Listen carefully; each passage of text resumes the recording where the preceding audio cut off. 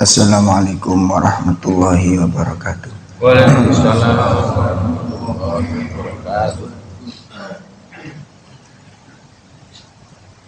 Alhamdulillah, hamdan katsiran tayyiban mubarakan fi kama yuhibbu rabbuna wa yarda. Asyhadu an la ilaha illallah wahdahu la syarikalah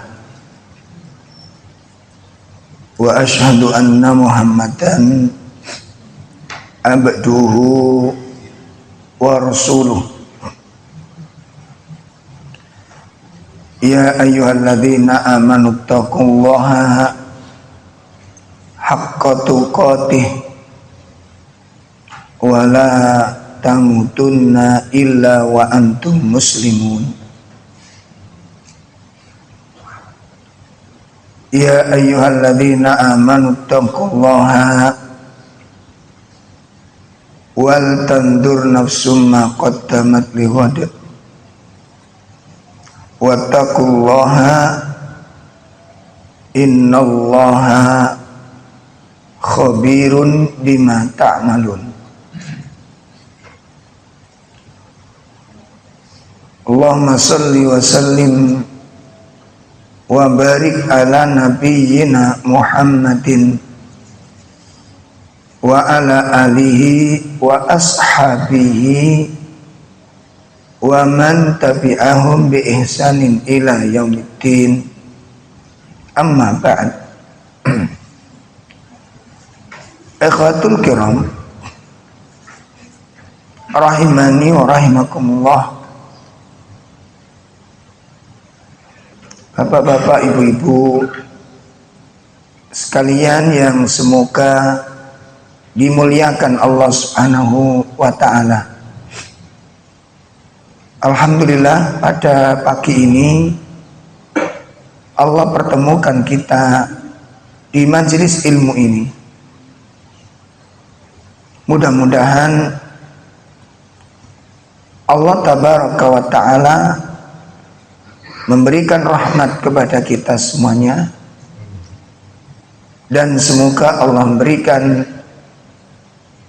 keutamaan, memberikan karunia besar kepada kita dalam kehidupan yang sesaat ini maupun di saat kita bertemu dengan Allah Subhanahu wa ta'ala. Ikhwatul kiram rahimani wa rahimakumullah. Pagi ini kita akan menindaklanjuti pembahasan dari kitab Khulasah Ta'zimul Ilm. Khulasah Ta'zimul Ilm. Bagaimana sikap seorang muslim di dalam memuliakan ilmu. Sampai pada pembahasan tentang keutamaan i'tisam bil Quran, berpegang teguh dengan Al-Quran.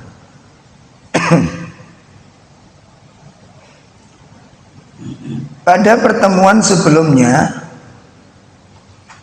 kita sudah membahas beberapa poin,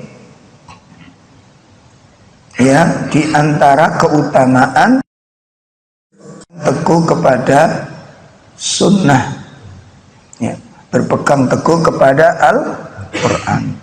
Karena pada bab kitab ini, yakni kitab Khulasah niku, dianjurkan untuk konsekuen, serius, fokus di dalam mempelajari Al-Quran ini. Maka di situ dikaji akhirnya. Apa sebabnya kok kita diperintahkan untuk bersungguh-sungguh dalam mempelajari Al-Quran? Maka disebutkan karena dengan mempelajari Al-Quran itu kita akan mendapat keutamaan. Ya, kita akan mendapat keutamaan. ya, yang sangat banyak di dalam kehidupan ini, terlebih di dalam menghadapi konflik dalam perjalanan hidup ini. Di antara keutamaannya yang sudah dibahas, yang pertama apa? Akan dijamin mendapatkan keselamatan dan Nah, jadi yang pertama keutamaannya apa?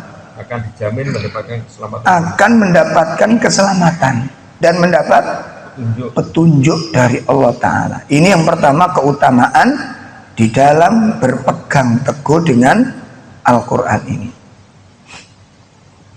Ya, ini yang pertama, yaitu dengan dalil surat Toha ayat 123.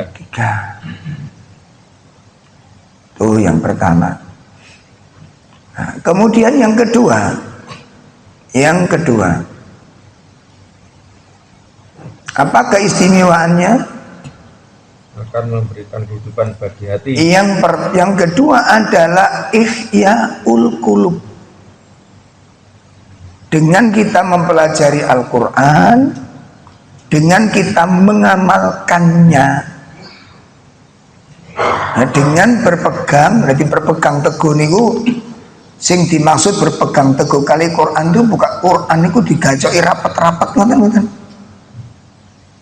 Pripun maknanipun?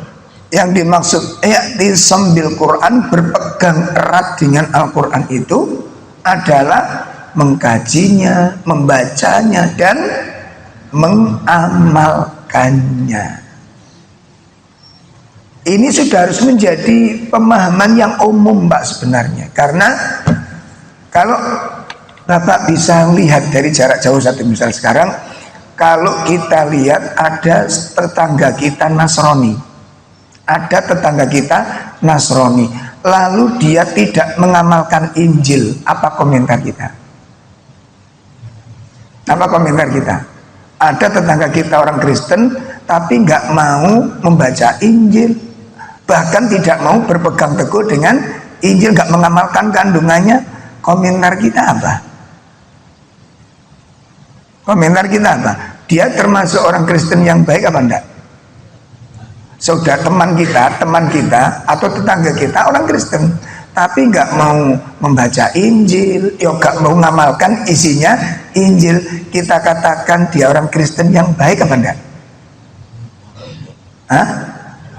Dia Kristen yang baik nggak? Enggak. Kenapa? Orang Kristen kok karep Injil, piye ngoten niku. Nah, ternyata itu cermin kita gitu loh. Ngerti cermin kita? Itu kan sebenarnya pantulan dari sebuah karakter. Awak dhewe padha wae ngono lho. Dia orang Kristen nggak mau Injil, lah kita umat Islam nggak mau. Sami napa mboten? Tapi nek delok wong ketok salah melok-melok ngoten. Ya, jadi mboten leres. Sangat nggak benar kalau ya suatu umat meninggalkan kitabnya. Coba dipun renungaken sing mateng, dipun pikir sing mateng. Ya, lah kalau kita dalam menjalani hidup tidak menggunakan panduan Al-Quran, terus hidup kita diatur oleh apa? Dalam berpakaian, dalam interaksi, ya, menjalankan tugas sebagai seorang suami sekaligus pemimpin dalam rumah tangga. Tugas kita sebagai umat di tengah-tengah masyarakat, gimana kita jalani itu semua tanpa dengan menggunakan petunjuk Al-Quran. Nah, sementara Al-Quran ini memandu kehidupan kita semua, Pak, dipandu semuanya. Nggak ada satu aktivitas, kalau ulangi mulai, ya, tidak ada satupun aktivitas dalam Islam kecuali ada panduannya. Tidak ada satupun aktivitas gerakan kita dalam menjalani hidup. Nggak ada kecuali di situ ada panduan. Mau tidur ada panduannya. Ketika tidur ada panduannya. Apa panduannya ketika tidur? Ketika tidur meletakkan apa? Ya meletakkan badan yang jelas. Sok dicantol nih. Gitu, meletakkan lambung kanan. Ngeten. Jadi lambung kanan itu taruh mana? Gendeng. Taruh bawah, Pak. Jadi menghadap ke arah kanan. Lah miringnya ngeten niku disunahkan oleh Nabi. Disunahkan oleh Nabi. Nah, setelah itu mboten pareng tidur kurang mboten pareng. Mungkin sampean padosi teng mriku niki. Nggih. Makanya kula kan sampun matur, saya sudah sampaikan, kalau bisa upayakan beli kitab-kitab yang sifatnya kecil tipis tapi itu kebutuhan. Contohnya Adabul Yaumiyah, adab harian seorang muslim. Niku mangke jenengan temukan semua Pak. Semua gerakan kita ini sampai dalam urusan angop. Napa angop niku? Menguap. Ada panduannya. Loh, ngoten. Pripun panduannya kalau angop? Apa? Menutup apa? Jendela ya. Ayo nutup napa? Tangan ditutup, nggak boleh dibuka. Wah, ngoten niku sak Los Angeles ngoten niku. Mboten pareng ditutup, bahkan diupayakan untuk diempet. Biasanya kalau biasa menanggap pripun? Ngoten, gaspol. Padahal Nabi sampun matur, coba ayo jenengan ngaku jadi pengikuti Nabi. Mestinya kan ngikuti, bangga. Kok iso dadi pengikuti Nabi gak bangga karo ngamalkan sunah Nabi niku piye? Ayo coba layak mboten dikatakan pengikut kita. Niki sakniki kula mbek sampeyan iso ae ngaku sana ngaku sini saged kemawon, tapi di akhirat nanti mboten berkutik jenengan. Pasti nggak berkutik. Kenapa? Allah yang menjadi hakim, Nabi yang menjadi saksi. Mau berkutik gimana? Mau ngerekod doyo pripun? Sekarang orang bisa ngerekod doyo, mengaku, memanipulasi macam-macam, sakit. Akhirat nggak bisa Pak. Ya, nanti makanya kita harus lebih selamat mengikuti panduan itu. Ya, sampai menguap pun ada adabnya. Dalam satu riwayat ada orang musyrik datang menemui sahabat Salman Al-Farisi. Ada orang musyrik datang menemui siapa? Salman Al-Farisi. Ya. Apa yang diucapkan oleh orang musyrik ini? Orang musyrik ini mengatakan apa? Orang musyrik ini mengatakan qad allamakum nabiyukum. Qad allamakum nabiyukum kulla syai'. Sungguh nabimu telah mengajarkan kepadamu segala hal. Semua. Ya, semua persoalan diajarkan oleh nabimu kepadamu, hatta al-khira'ah. Al-khira'ah, apa itu khira'ah? Khira'ah niku cebok. Napa Pak? Cebok. Cawi nek jari wong Jawa niku cewek, nek jari wong Sidoarjo. Mbok wong Candi ngomong apa nih? Sami ya. Ya, bercebok sampai orang musyrik niku terheran, kagum. Segala sesuatunya itu ada aturan yang begitu menakjubkan. yang begitu menarik, ya, di segala lini, segala bidang, ya, segala lini, segala aspek. Kalau panjenengan nanti membuka bab adab-adab harian tadi, masuk di dalam bab bertamu, wah banyak yang kena kita ini. Wadah sing salah, Pak. Satu, kesalahan-kesalahan dalam bertamu ini kenapa ada bertamu nih? Tidak boleh tengah malam. Satu. Yang kedua, nek ngetuk pintu, napa? Kudu pelan-pelan. Masa ngetuk pintu RT kabeh krungu nih. Ya. Nah, pintu kalau ngetuk pintu itu dengan menggunakan apa nih ini? Nah, kuku jarinya, tek pelan. Nah, ini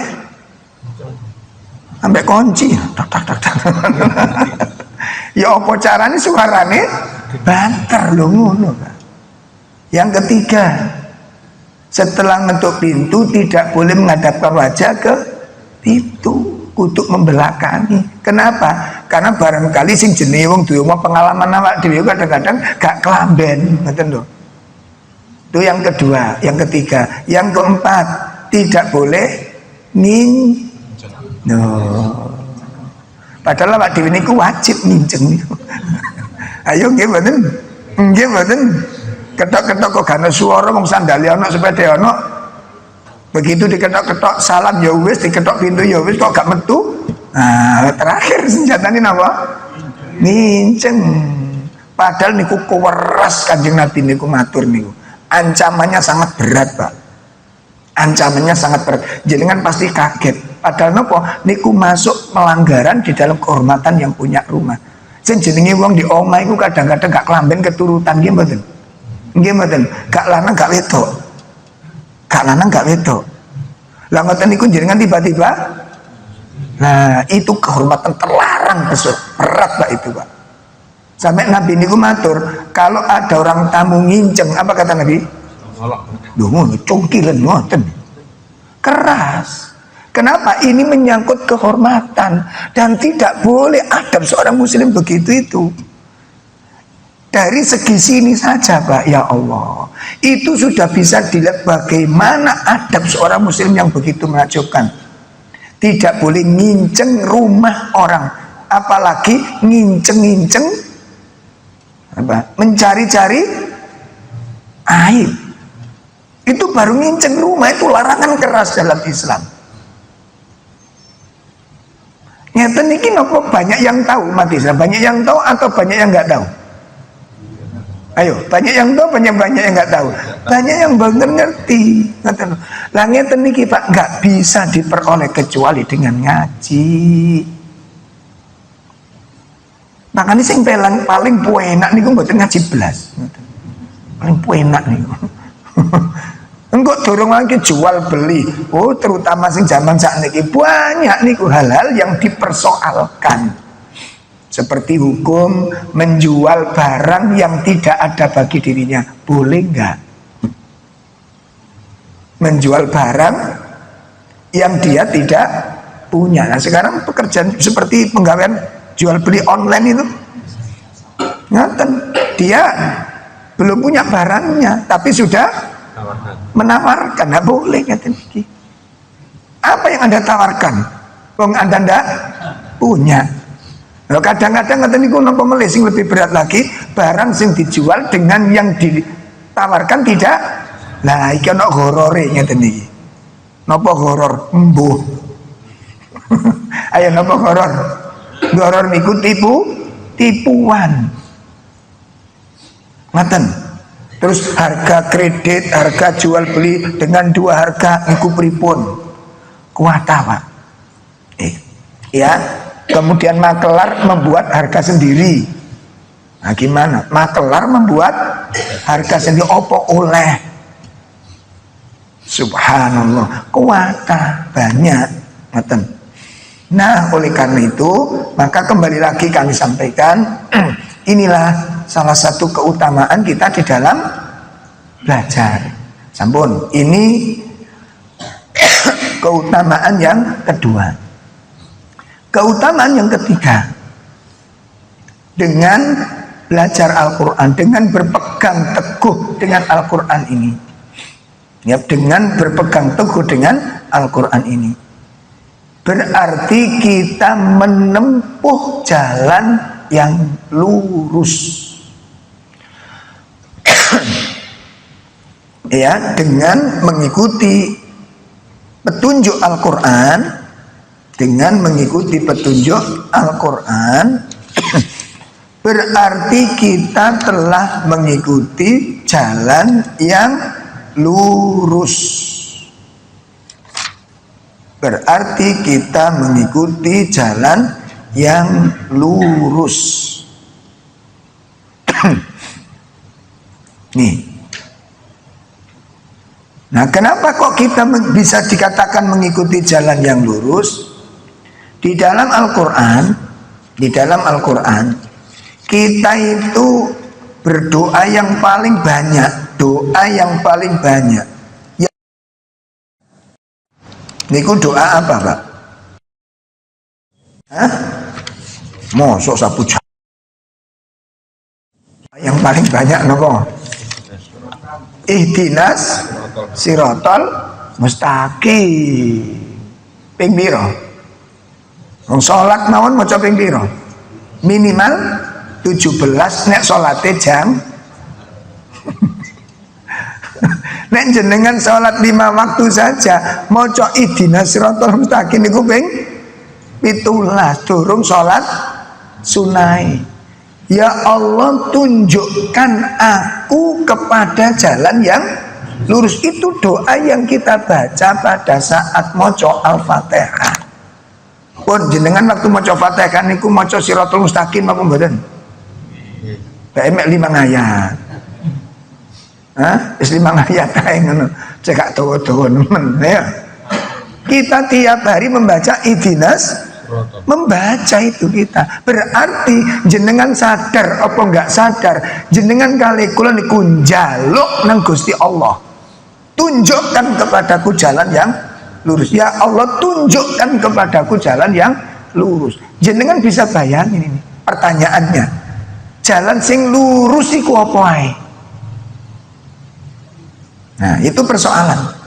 Jalan yang lurus itu meliputi apa saja? Ya, jalan yang lurus itu meliputi apa saja. Termasuk di antara jalan yang lurus adalah pertama dinul Islam. Pertama apa? Dinul Islam. Ini sekedar pengetahuan yang harus kita ketahui. Jadi cek mboten keliru. Definisi Siratal Mustaqim sing dimaksud jalan yang lurus yang kita minta dalam Al-Fatihah niku meliputi napa kemawon, ngoten nggih. Yang pertama, jalan yang lurus itu adalah napa? Dinul Islam. Dinul Islam. Itu yang pertama, dinul Islam.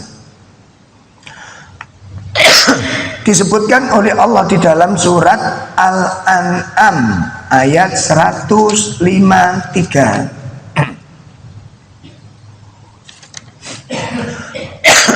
Surat 6 ayat 153. Allah Subhanahu wa taala berfirman di ayat tersebut, A'udzu billahi minasyaitonir rajim. Wa anna hadza sirati mustaqiman fattabi'uhu wa la tattabi'us subula fatafarraqa bikum an sabilihi. Dzalikum wasaqum bihi la'allakum tattaqun. Iya. Dan sungguh inilah jalanku yang lurus, maka ikutilah. Dan kamu ikuti jalan-jalan yang lain yang akan mencerai-beraikan kamu dari jalannya. Demikianlah dia memerintahkan kepadamu agar kamu bertakwa. Allah Subhanahu wa ta'ala menjelaskan di sana. Ya, wa anna hadza, dan sesungguhnya ini, nah ini kan betul jelas tenggene ayat ini. Niku ditingali wonten ngene tafsir. Napa sing dimaksud hadza? Niku isim isyarah, menunjukkan sebuah isyarat. Hadza ini. Nah, ngoten. Niku dipun jelasaken kalian tafsir Ibnu Katsir. Juga tafsir-tafsir yang lain. Sing dimaksud hadza wonten ngene ayat menika yaitu dinul Islam.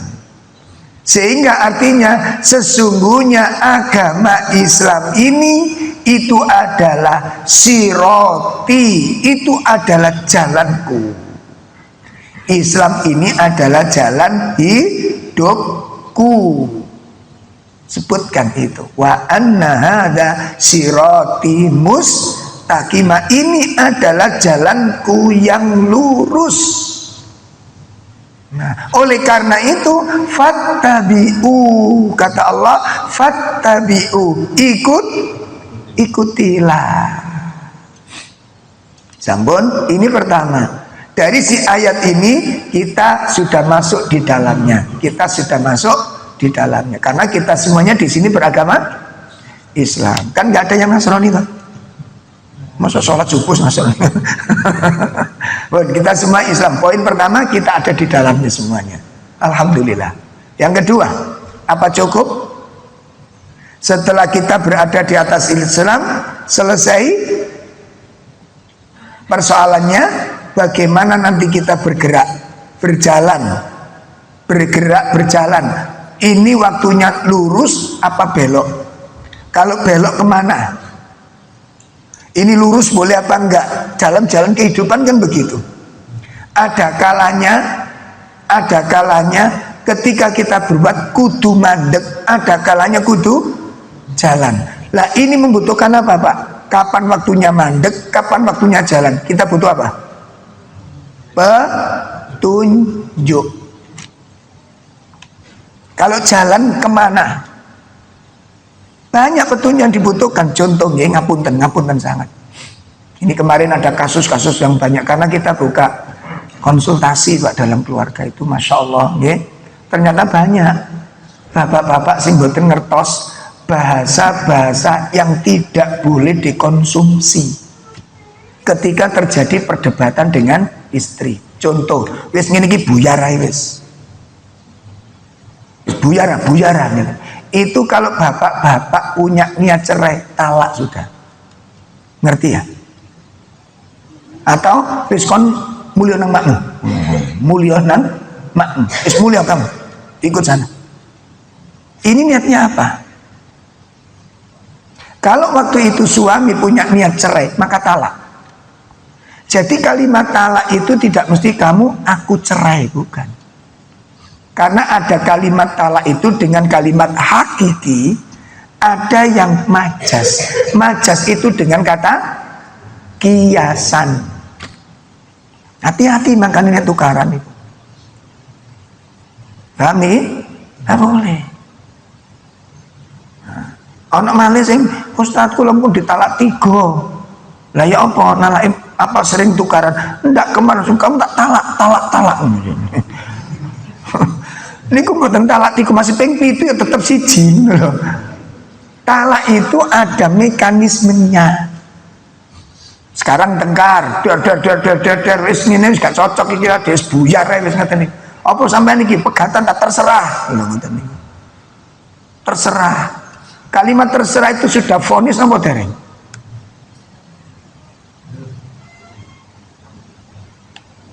Kata si perempuan, apa iki cerai ta? Pegatan ta? Terserah, kata si suami, terserah. Ini belum vonis karena dia masih belum memutuskan, kan menawarkan. Terserah itu penawaran, kecuali oke, satu sudah. Terserah itu masih pilihan. Terserah. Makanya terserah itu ruwet maknanya. Coba sampean makan di warung, bapak sayurin apa? Terserah. Sing dodol iki bingung, rawon apa? Mboten lungunmu. Mari ngomong terserah. Sama emak-emak iku angel kadang niku. Ayo jalan-jalan yuk.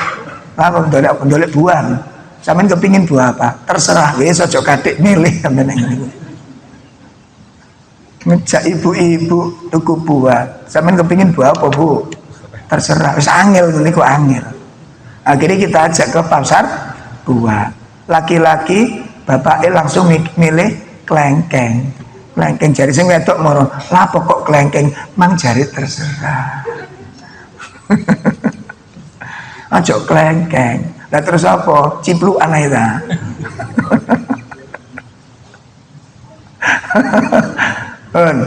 Jadi ngenten iki nek mboten ngasapa yo ngerti.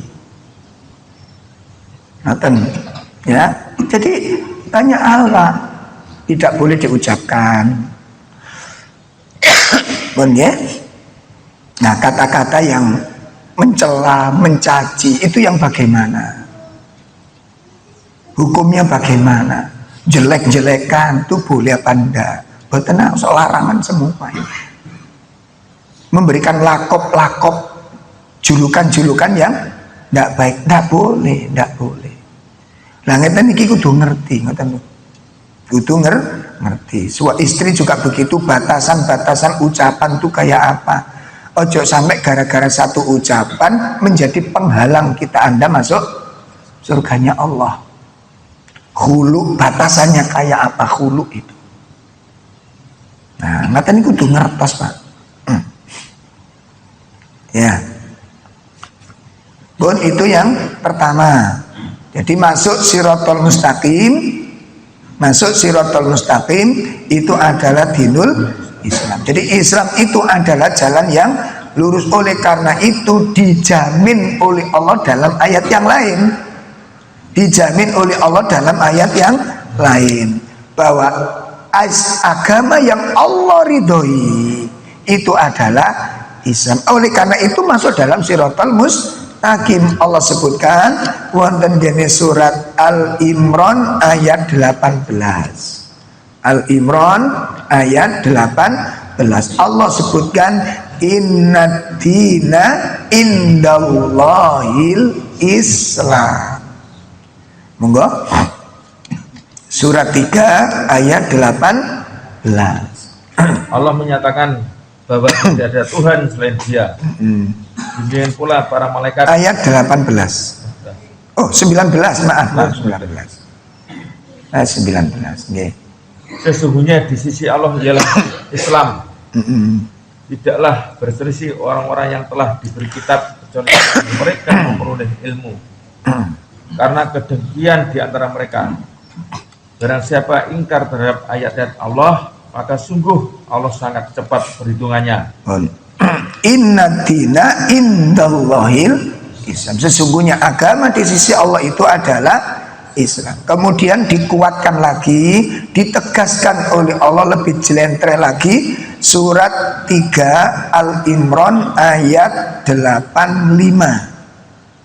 Surat 3 ayat 85 ini untuk saling menguatkan penjelasan tentang posisi dan status agama Islam. Ada konsekuensi kalau kita tidak beragama Islam. Ada konsekuensinya. Monggo. Dan barang siapa mencari agama selain Islam, dia tidak akan diterima. Dan di akhirat dia termasuk orang yang rugi. Nah, barang siapa mencari agama selain Islam, konsekuensinya apa? Tidak akan diterima. Konsekuensinya berat. Maka ini menunjukkan ayat-ayat ini menunjukkan apa?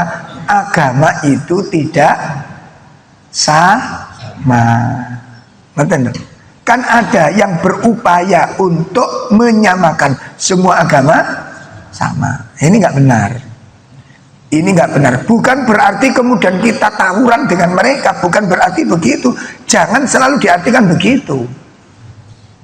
Ya, kita kadang-kadang dipunmanfaatkan oleh oknum-oknum untuk itu aliran keras. Loh, ini Quran yang bicara. Jadi kan artikan apa coba ini? Jadi kan artikan gimana coba? Dan ini Pak, bukan berarti kita musuhi mereka gitu loh. Bukan memusuhi mereka, bukan kemudian memerangi mereka, tidak. supaya ada silsilah. Sekarang kalau jenengan nekat dan mengikuti pemahaman ini, kan ada sebagian yang memang sudah memfatwakan semua agama itu. Nah kalau agama itu semuanya sama, berarti pindah-pindah agama itu, halo, boleh apa betul?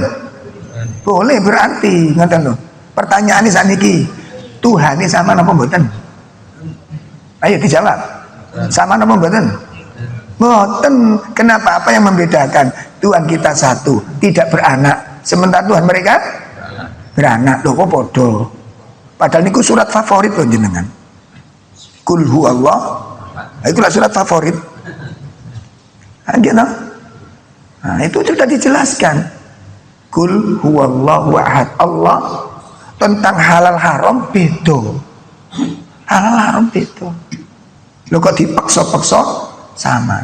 Kalau dipaksakan sama, ayo coba ditawarkan kepada mereka. Mereka mau nggak? Nanti hari sholat Jumat ikut sholat Jumat, mau nggak? Mengucapkan 2 kali syahadat, mau nggak? Nggak mau, Pak.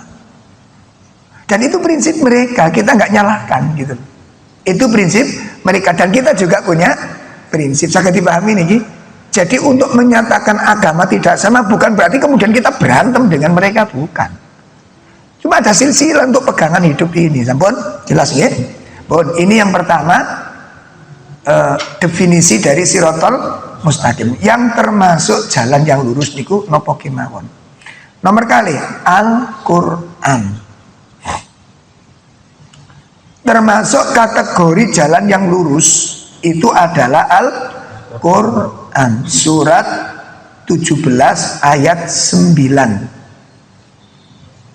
Surat 17 ayat 9. Allah Subhanahu wa taala menjelaskan wa anna hadza apa itu?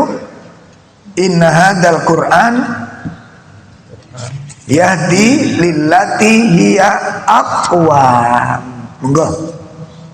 Sungguh Al-Quran ini memberi petunjuk ke jalan yang paling lurus. Nah, ya Allah jelaskan tentang beriku. Inna hadzal Qur'an yahdi lillati hiya aqwam. Sesungguhnya Al-Quran ini memberi petunjuk kepada jalan yang lebih lurus.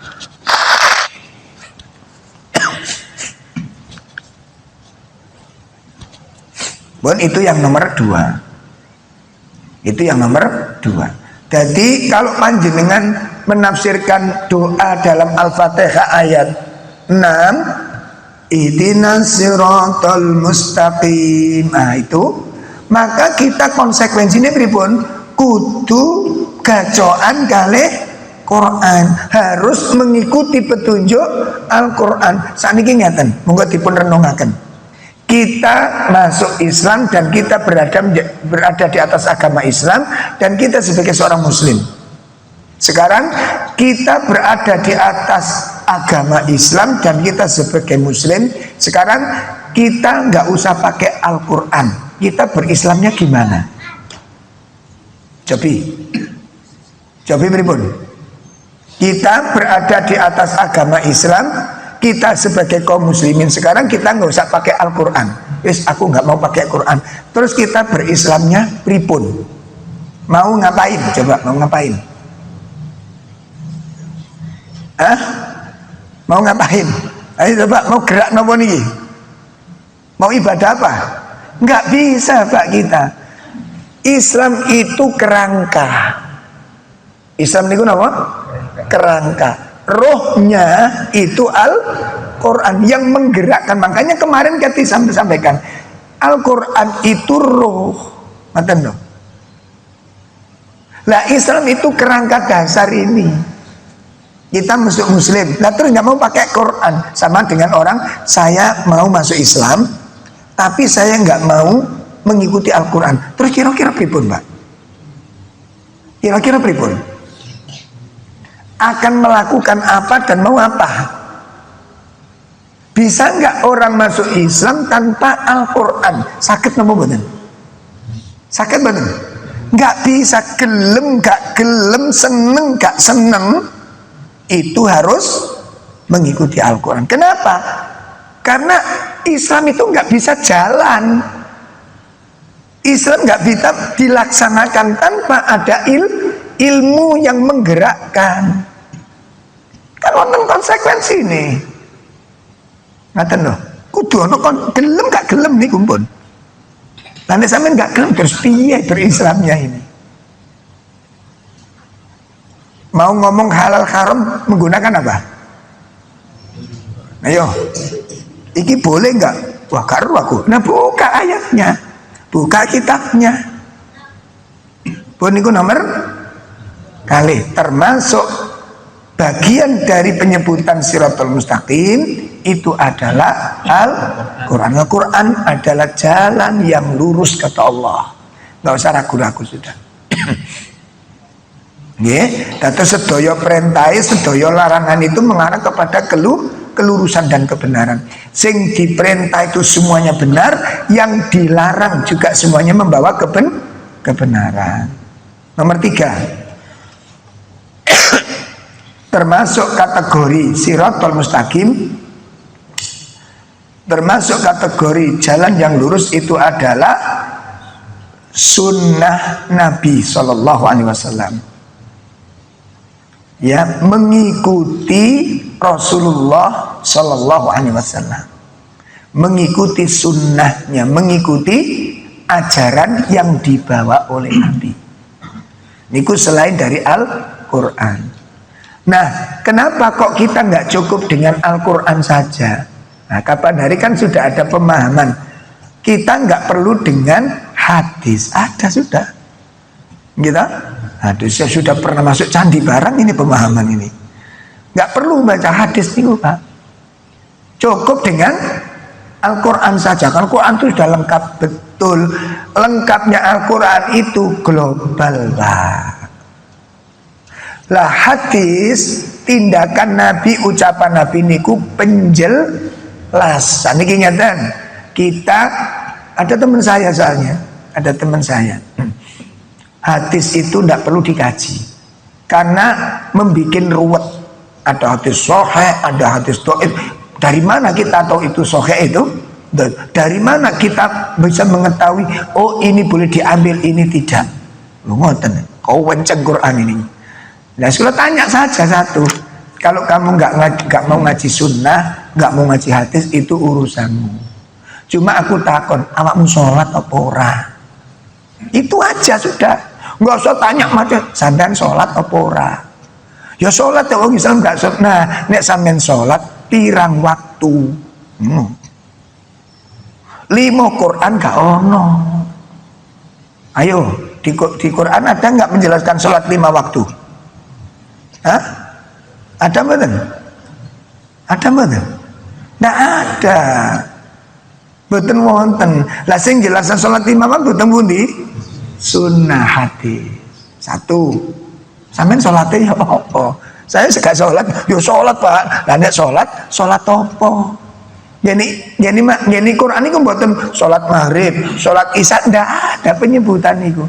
Adanya di hadis. Terus kowe salate piye? Ngadeg, duduk apa tengkurep? Ya sholat kita ya ada rukuk ini ya mungkin hadis gak yang jadi Quran batan wonten warka'u ma'arrokein, rukuklah bersama dengan orang-orang yang rukuk. Lah rukuk itu carane piye ora ono penjelasane. Ono yang jadi pundi hadis. Oh nek rukuk iku mbungkuk tangane nyekel lutut ngoten, geger kepala lurus, nggak boleh kok jengking dong. Jengong, napa jengong ini Pak? Ngapunten ya. Nah, jengong ini ku ngeten lho. Nah, ngeten. Jadi posisi kepala dengan leher niku lurus. Terus ya gak oleh terlalu. Nah, ngeten. Jadi ini kita pegang leras lurus nih Pak. Nah, ngeten. Kadang-kadang saya lihat niku nyekel niki napa? Betis. Wah, saya ingat. Nah, ini melebihi batas. Melebihi batas. Ini wonten saya pernah melihat kok. Saya pernah. Kalau nanti sholat tengah Furqon pasar larangan ini kan Ini lho Pak, seberangi larangan itu pas sholat tenggeriku kok bareng tiang, ya menurut saya aneh gitu. Dados takbir niku lebih dari 9 kali dereng mari-mari. Nggih, pas di samping saya, pas di samping. Jadi saya melok al kacau. Kacau saya. Ayo coba jenengan jadi saya. Itu sampai Al-Fatihah selesai surat niku hampir selesai baru bisa takbir dia. Diulang mboten karu-karuan, Masya Allah. Allah. Astagfirullah kasih to. Allah. Astagfirullah kasih to. Lah kula nek irengane iki maca apa to jane kan ngoten. Lah nggih mboten.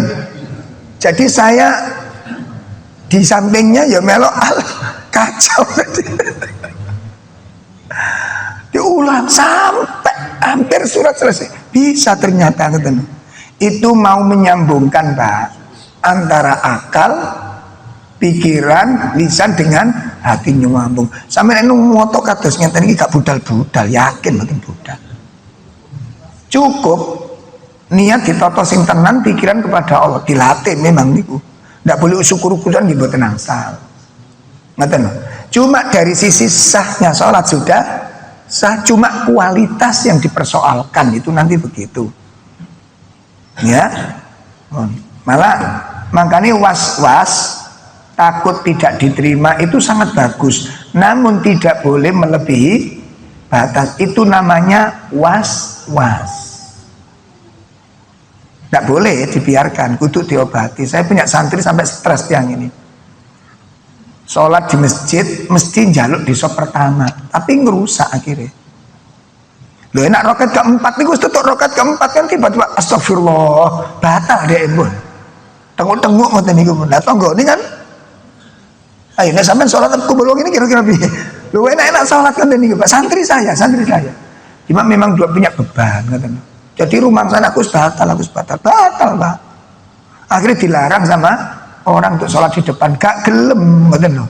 Saya dimintai tolong, sampe niling nopo adik sampean niku, murid sampean niku wangel Pak jare ini. Kita tuh gak ngelarang monggo sholat bareng-bareng, cuma kon diburiai no. Lho enak-enak niku berkali-kali Ustaz ngoten lho. Dadi anak rakaat ketiga astagfirullah, tengok-tengok pun ngeten lho. Tengok-tengok. Ya apa ngene iki Ustaz? Ya elingno, mboten kene. Akhirnya dikongkon wis iki kesepakatan jaluk tolong, iki mau rusak salate. Salat di omahe, akhirnya salat ning omah. Salat ning omah masalah, gak gelem dadi makmum. Bapake ganti sing curhateng kula. Sampe nilengaken adik kula adik jenengan niku Ustaz. Kula niki bingung, nek mboten jamaah kali dhek dilok-ilok nih, salat kok gak jamaah, lanang wajib jamaah. Akhirnya kula jamaah. Kula dadi imam mboten purun, dhek sing njaluk. Dadi niku ping palang Pak balak-balik. Masalahe napa? Lho enak-enak rukuk niku lho kok gak itidal. Akhirnya kula delok mboten wonten niku. Areke nyengkel nang kamar mandi. Lah terus kula dadi makmum iki ya. Dadi nek rukuk niku gak itidal ngoten niku. Lah kula niki curiga kok lali tara iki ngoten kula. Akhirnya kula ndongak didik. Lho kok gak ono. Lho ngoten niku terjadi Pak. Penyakit was-was itu tunggale wudu mboten mari-mari bismillah sudah bismillah. Mosok biar sampai keploh niku durung mari Pak. Dan dia mengakui, aku gak mantep, sampe niki melebihi batas bisa. Iku masalah, ngoten lho. Makanya Ibnu Qayyim mengatakan tuh penyakit was. Tidak boleh berlebihan, cukup. Allahu Akbar, udah diikuti. Ya. Bon, niku nomor nomor 3 napa mau? Sunnah. Tadi mboten cukup Quran saja mboten cukup. Ngaten nggih? Karena ada di dalam Islam niku Pak kelompok namanya ingkarus sunnah niku wonten. Jadi daerah pundi niku Singen yang termasuk pernah ikut masuk di mana di Candi sudah pernah masuk itu. Yang nggak mau dengan hadis. Kalau ngaji nggak mau dengan hadis. Unmu pernah kemasukan tapi segera dikantor sama teman-teman. Ya, diperingatkan ki ngaji gak gelem ambek hadis. Nah, pernah ada kasus di Jawa Barat. Di Jawa Barat itu ada kasus tokoh utamanya ingkar sunnah meninggal. Nah, tokohnya ingkar sunnah niki meninggal niku itu teman akrabnya kakak dari Ustadz Didin Hafi, siapa itu? Yang dari teman PKS itu loh. Hafifuddin apa Hafi itu ya, Ustadz Didin itu. Jadi kakaknya Ustadz Didin itu Ustadz punya teman akrab ingkar sunnah niki.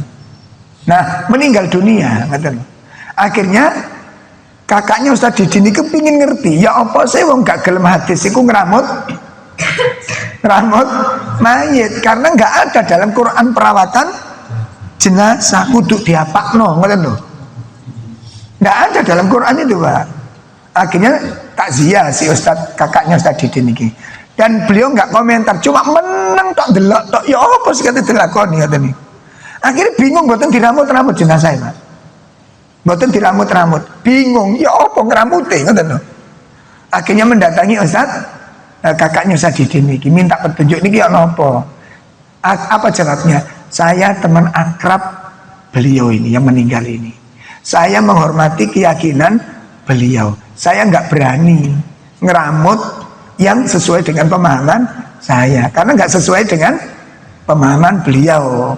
Monggo silakan diramut sesuai dengan pemahaman beliau. Yo gak dioleh-oleh.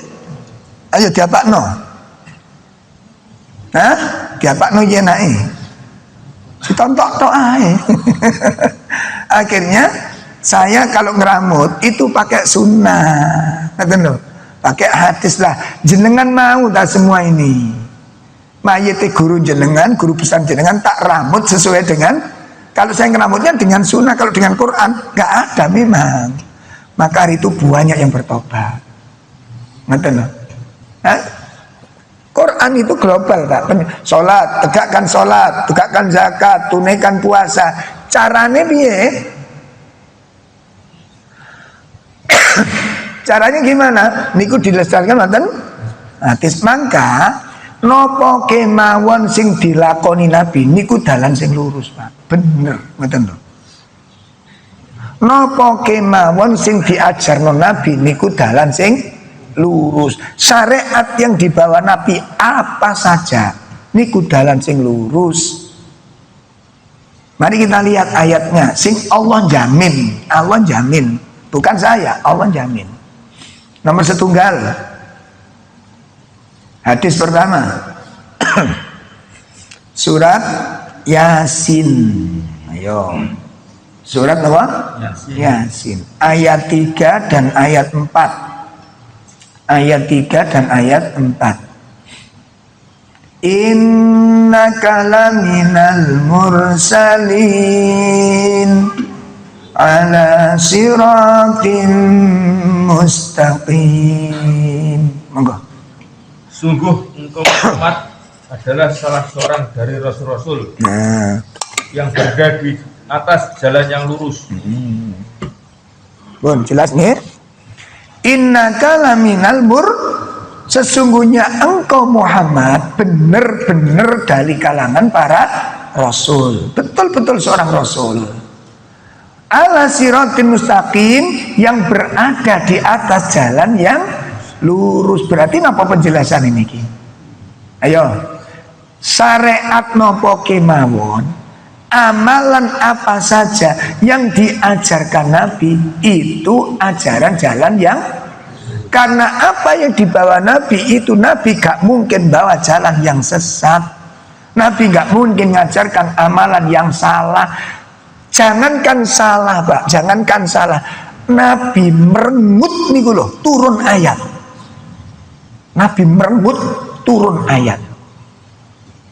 Napa mana sampai keliru? Mungkin nggak Nabi keliru, Allah membiarkan? Mungkin nggak? Mungkin betul? Nggak mungkin. Sehingga apa yang diamalkan Nabi sudah steril, Pak. Sudah dipastikan benar. Ngaten. Makanya Nabi diangkat oleh Allah menjadi teladan. Ikuti, ngaten loh. Nah ternyata begitu kita ikuti, komentarnya orang aneh-aneh. Sing aliran ini, sing golongan ini, termasuk saya minggu jenggot ini tadi masalah. Waktu kerja di pabrik nih, dikudo sama mandor saya nih, mbek, nih, mbek. Kalau ngerti ini gudo saya, tak cekel sama saya itu. Karena kan kalau kue kok cantik, kayak gitu. Ojo ngono lah, awakmu kudu ngono. Wong iki ndang nglakoni sunah Nabi. Coba jenengan mangke tumbas kitab Riyadhus. Makanya tumbas, Pak, saya ngerti, ngoten lho. Demi Allah, saya setelah ngaji kitab Riyadhus Shalihin banyak saya rubah, Pak. Lah Riyadhus Shalihin niku, kitab Riyadhus Shalihin niku ditulis oleh Imam Nawawi. Imam Nawawi niku madhab Syafi'iyah. Saya ngikuti, saya amalkan karena itu amalan dari Nabi. Tak rambut niki. Sajane yo kepingin komunis ngono, cuma karena Nabi. Akhirnya kita belajar mencintai apa yang dicintai oleh Nabi, termasuk motong baju, celana. Niki saya mengikuti ajaran kitab Riyadhus Shalihin. Saya demi Allah niki. Wonten ngene jilid 2 kalau terjemahan niku bab pertama, babul libas, bab pakaian. Yo jenengan buka mangke. Ngoten. Jadi ini bukan amalan suatu kelompok, bukan. Bukan amalan suatu sekte, bukan. Ini bukan amalan suatu madhab, tapi yang mengajarkan siapa?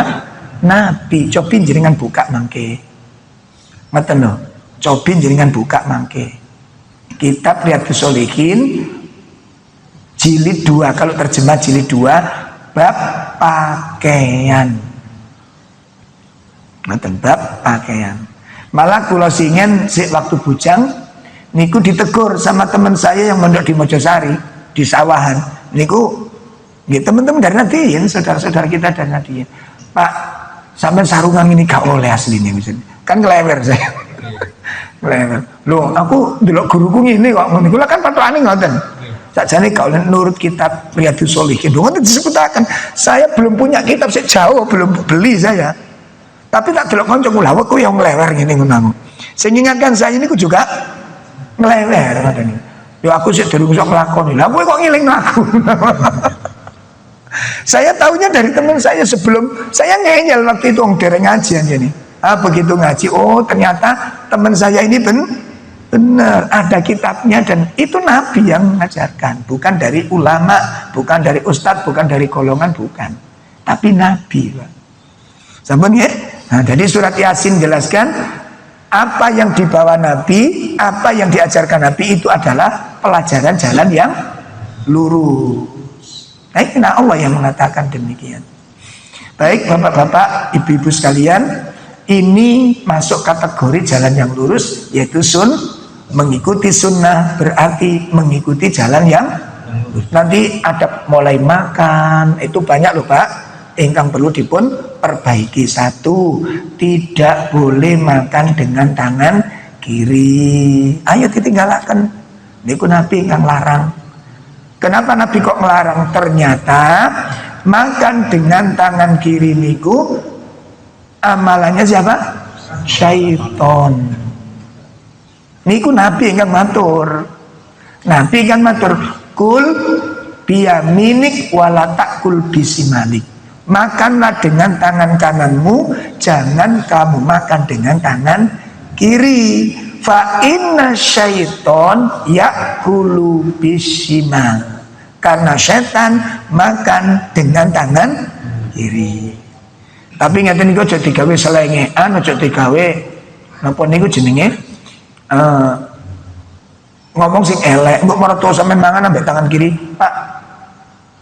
Koyok setan sampean ngomong. Lah iki mertua sampean. Ya aja digunakan dengan bahasa itu. Ya bahasa Pak ngapunten makan dengan tangan yang kanan. Aja tangan sing apik, berarti tangan sing kiri elek. Ketok mau nek elek.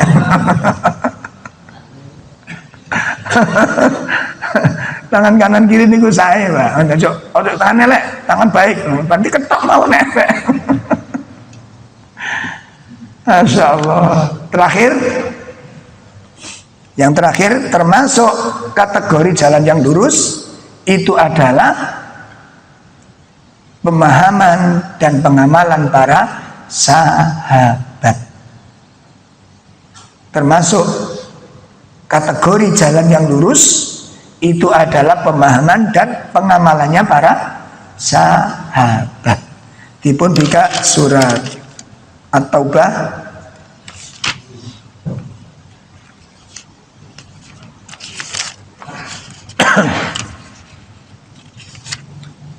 ayat 100. Surat 9 ayat 100. Monggo dipun waos langsung terjemahanipun.